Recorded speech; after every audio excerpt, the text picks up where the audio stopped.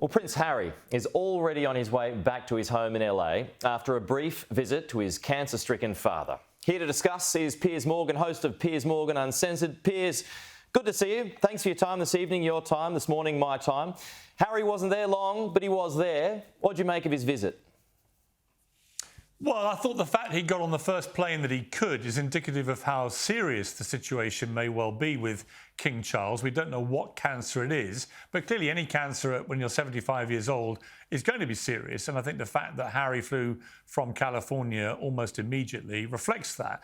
But it's a bit strange, isn't it, that he would fly 6,000 miles, taking a whole day to get here, and he ends up with reportedly 30 minutes, according to The Sun, with his father at Clarence House in London before his father gets on a helicopter and goes to the estate at Sandringham.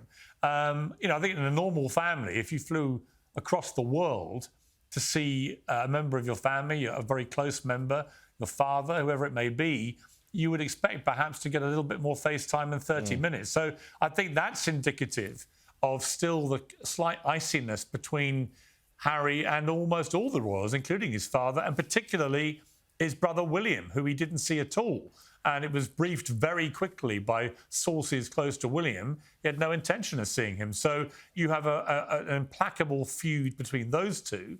But you also have, I think, an iciness still from Charles to his son, as any father would have to a son who's been throwing the kind of grenades that Harry has for the last few years. Yeah, and the palace, the details that have come from the palace, Piers, have been very thin at the moment. Your contact book runs deep. Do you know how the king is doing? Well, all I know is they're taking it very seriously. I spoke to somebody very close to the royals yesterday who said this came as a real shock. He went in for the benign prostate procedure.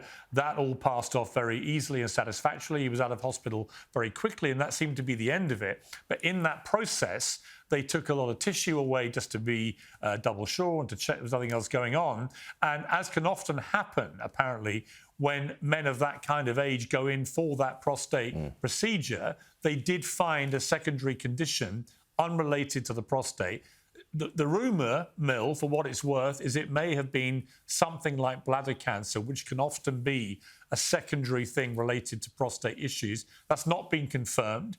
If it is bladder cancer, then medical experts have told me that would actually be quite good news, because if they have caught that early, the prognosis is usually pretty good. So, look, we're dealing in the world of speculation. We've been told not to speculate, but how can you not speculate when it's the King of the United Kingdom who has got cancer? So I will be surprised if they don't reveal sooner rather than later exactly what type of cancer it is. But for now, I'm just told, look, it's serious and they're taking it very seriously. He's cancelling all public engagements, and we've got to wait and see and hope for the best.